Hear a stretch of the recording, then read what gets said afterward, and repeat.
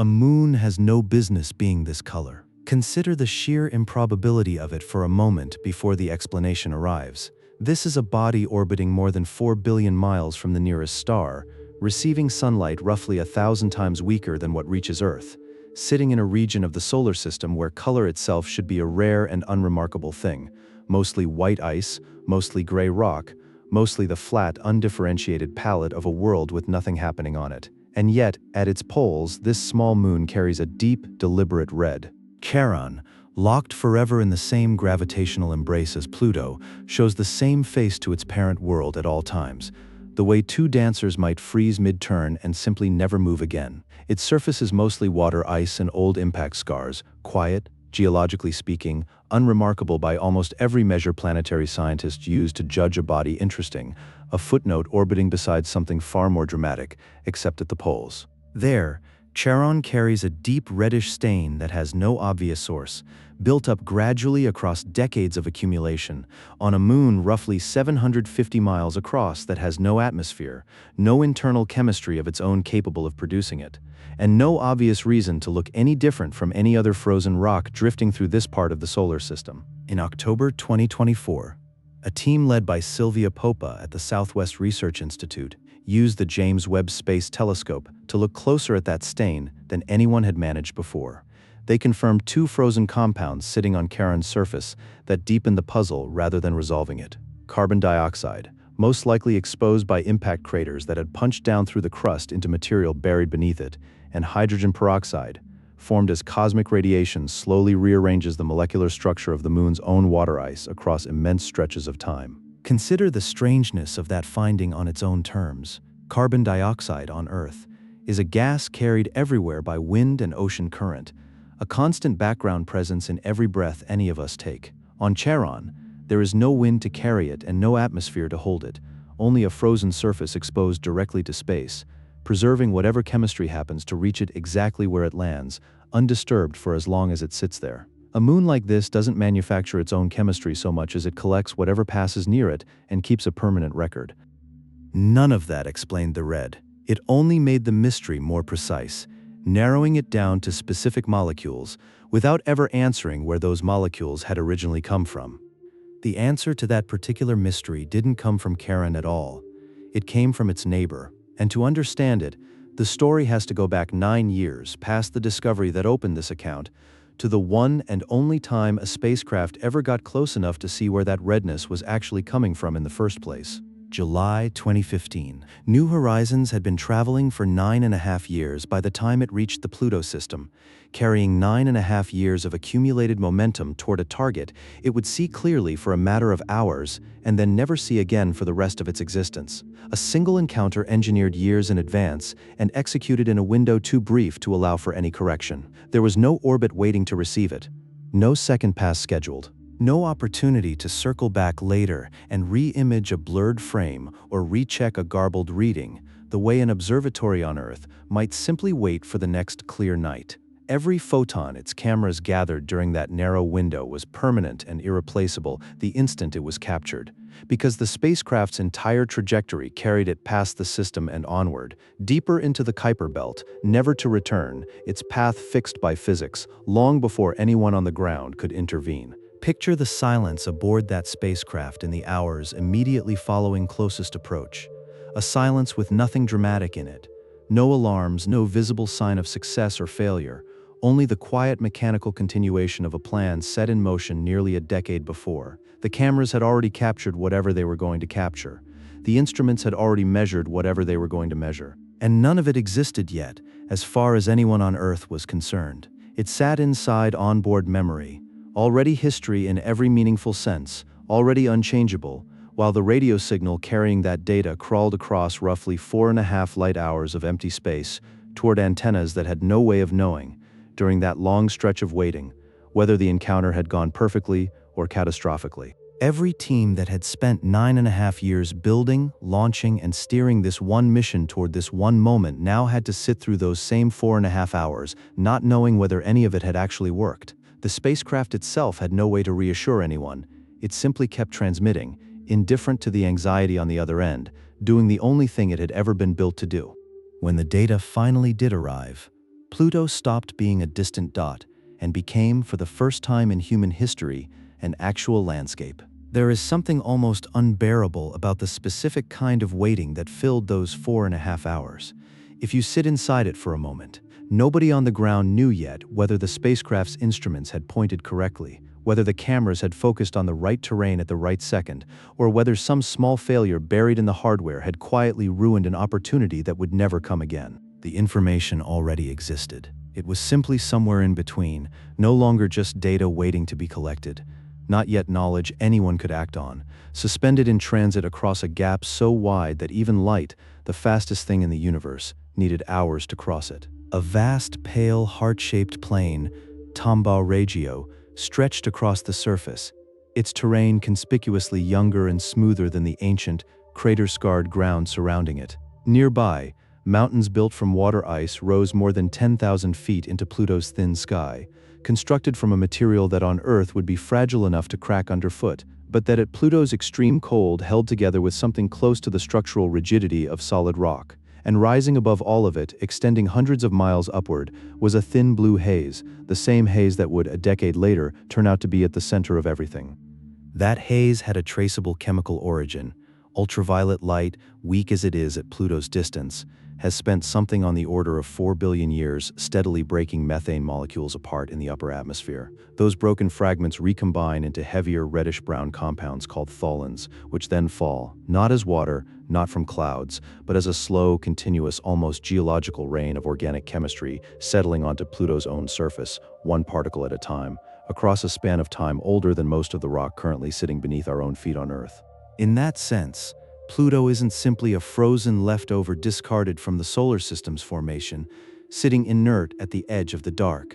It is an active chemical laboratory that has never once stopped running, quietly preserving the same category of reactions that may have supplied some of the raw organic material life on Earth eventually built itself out of, long before anyone existed to ask where that material came from. But some of that methane never makes it to the ground. Pluto's gravity is weak enough that a fraction of it escapes entirely, drifting across roughly 12,000 miles of open space toward Charon, where it freezes directly onto the surface during polar nights that can last uninterrupted for decades at a stretch, plunging one hemisphere into total darkness for longer than most human careers. When sunlight finally returns to that pole, ultraviolet radiation and cosmic rays convert the frozen methane into the darker, heavier organic material that stains the surface red. Charon isn't simply orbiting beside Pluto, indifferent to its neighbor. It has been quietly collecting Pluto's exhaled atmosphere for billions of years and converting it into a permanent, visible record written directly onto its own polar ice.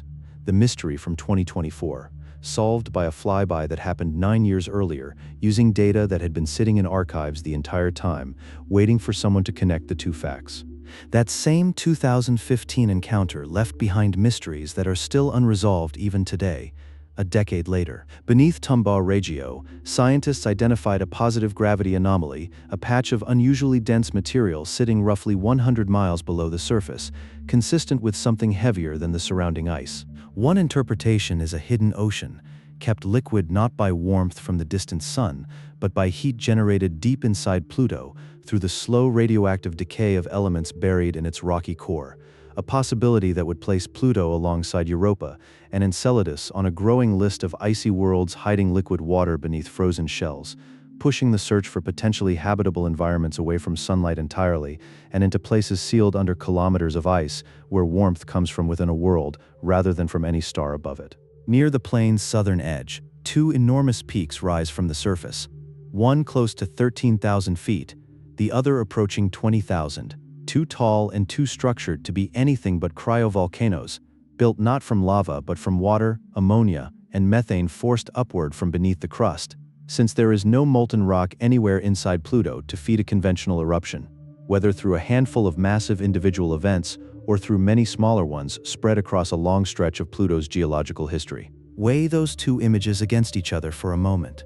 An ocean sealed beneath 100 miles of ice with no sunlight reaching it at all, and mountains built from frozen volatiles instead of molten rock, rising higher than most peaks on Earth. Neither one resembles anything in a textbook written before spacecraft ever reached the outer solar system. Both come from the same single brief encounter in 2015, still being reread and reinterpreted a decade later. Alongside the moon, it also happened to explain. None of that had anything to do with why the haze itself existed, or what it was doing to the atmosphere around it. That answer wouldn't come for another decade, and it would come from an instrument, not a spacecraft. June 2025, a team led by astronomer Tanguy Bertrand at the Paris Observatory published a result in Nature Astronomy that should not have been possible under any conventional model of a planetary atmosphere. Pluto, a world where surface temperatures sit between roughly -387 and -369 degrees Fahrenheit, where nitrogen freezes solid and water ice behaves almost like stone,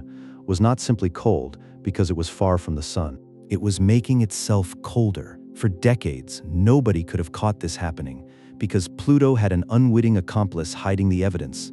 The very moon whose stained poles opened this story. Charon sits so close to Pluto in Earth's sky that for most of the 20th century, no instrument on the ground could cleanly separate one world's faint infrared glow from the others. It was something like trying to make out a single voice inside a duet using an ear too dull to tell the two singers apart. Every reading of Pluto's heat arrived, pre-mixed with Charon's, an unavoidable contamination baked into the signal long before it reached anyone's desk. The physical limit belonged to the instrument, not the observer. No amount of patience could fix an optical ceiling built into the hardware itself. Every astronomer who tried to study Pluto before Webb existed was, in effect, pointing an instrument across 4 billion miles of empty space at two overlapping points of light, so close together that the gap between them was smaller than the blur any available telescope's optics could resolve. The James Webb Space Telescope was the first instrument with a mirror large enough and detectors sensitive enough to finally pull the two voices apart. Once Pluto's signal stood alone, cleanly separated from Charon's for the first time in the history of astronomy, the anomaly hiding inside it became undeniable. Sunlight reaching Pluto is already about 1,000 times weaker than sunlight reaching Earth, and yet whatever small amount does arrive is absorbed by haze particles suspended high above the surface, then released again, not held near the ground the way heat lingers in Earth's atmosphere, but radiated straight back out as infrared light, escaping into the dark almost as quickly as it arrived. Think for a moment about what a winter coat actually does. It works by sealing a thin layer of your own body heat against your skin, trapping it there so it has nowhere to go. That is the entire principle behind insulation, on Pluto or anywhere else. Hold the heat close, keep it from escaping. Pluto's haze does the precise opposite. It behaves less like insulation and more like a radiator fin, welded onto the outside of an engine block. It grabs whatever scraps of thermal energy pass through it, and instead of holding onto them, it deliberately sheds that energy outward, radiating it away into the vacuum before it ever has the chance to accumulate near the surface below. This single mechanism should quietly overturn an assumption most of us carry without ever examining it, that atmosphere is simply a synonym for insulation. It is not. The same physical ingredient, a thin veil of airborne particles, can trap heat on one world and expel it on another, and the difference depends entirely on the specific temperature, pressure, and chemistry that atmosphere happens to be embedded in. There is no universal rulebook atmospheres are obligated to obey. Each world negotiates its own private arrangement with whatever sunlight it receives, and the fact that a body 4 billion miles from its star can evolve a mechanism this specific, this counterintuitive, argues for something larger than a passing curiosity about Pluto alone. It argues that distance and cold are not synonyms for simplicity, and that the outer solar system may be full of climate systems nobody has imagined yet, simply because we assumed wrongly that nothing sophisticated could be happening somewhere that far from the light. What makes this confirmation even stranger is that it wasn't actually new, in the sense of being unexpected. Someone had already guessed it, 8 years before anyone had an instrument capable of checking. The year was 2017. Planetary scientist Shi Zhang, at the University of California, Santa Cruz, was working from a comparison the field had already settled. Saturn's moon Titan carries its own thick haze of hydrocarbon particles, and on Titan, that haze traps heat, warming the atmosphere beneath it, an uncontroversial, well-modeled insulating layer, exactly what anyone would expect a haze to do. Most researchers treated that comparison as settled precedent, a template that should transfer reasonably well to any other hazy world in the outer solar system. Zhang asked the one question almost nobody else thought was worth asking. What if Pluto's haze didn't behave like Titan's at all? What if, in Pluto's far more extreme cold, the same broad category of particle produced the opposite result, net cooling instead of net warming, a haze that behaved like a radiator instead of a blanket.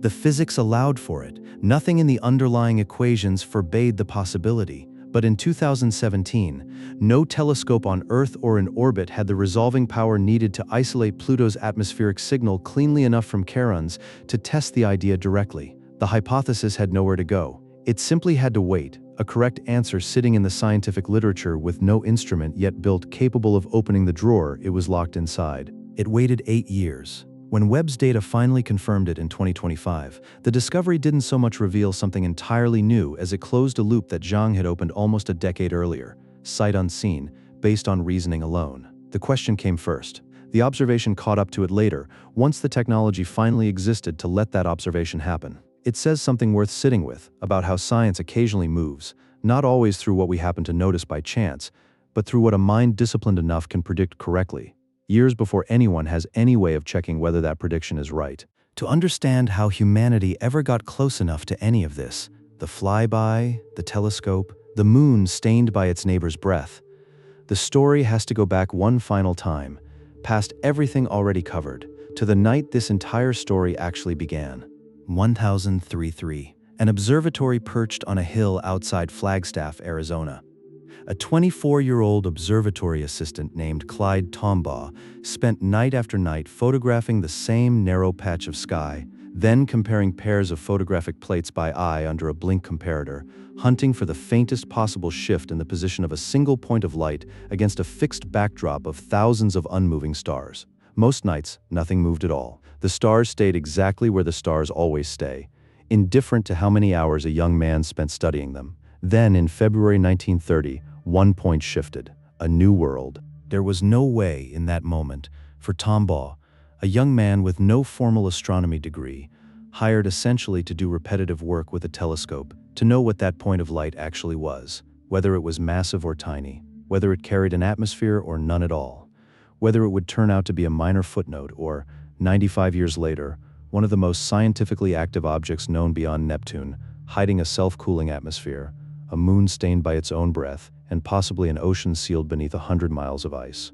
He only knew that it had moved, and that nothing at that position should have moved unless something real was out there. For decades afterward, Pluto remained almost nothing more than that single moving point, an orbit tracked with precision, wrapped around a surface, an atmosphere, and a composition that stayed almost entirely unknown. Some early calculations wildly overestimated its size, based on gravitational irregularities detected in the orbits of Neptune and Uranus, that were later shown to be nothing more than measurement error. For most of the 20th century, whatever people believed about Pluto was built largely out of the gaps where real data should have been. Then, in 2006, the International Astronomical Union voted to reclassify Pluto as a dwarf planet, a decision that ignited one of the more public arguments in the modern history of astronomy, even though the vote changed nothing about the object itself, sitting 4 billion miles away, entirely unaware of what it had just been renamed. A vote can rename a world. It cannot make that world any less complicated than it already was. And while the debate over Pluto's category played out in headlines and classrooms,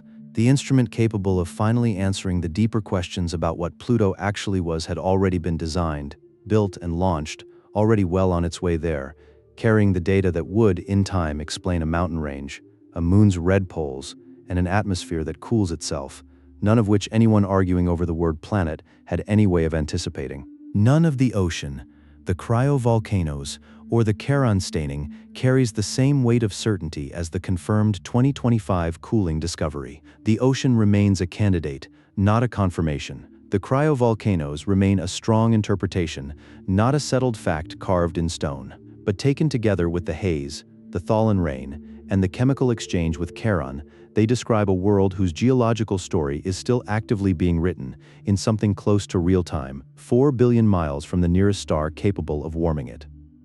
Pluto is very likely not alone out there in that particular darkness.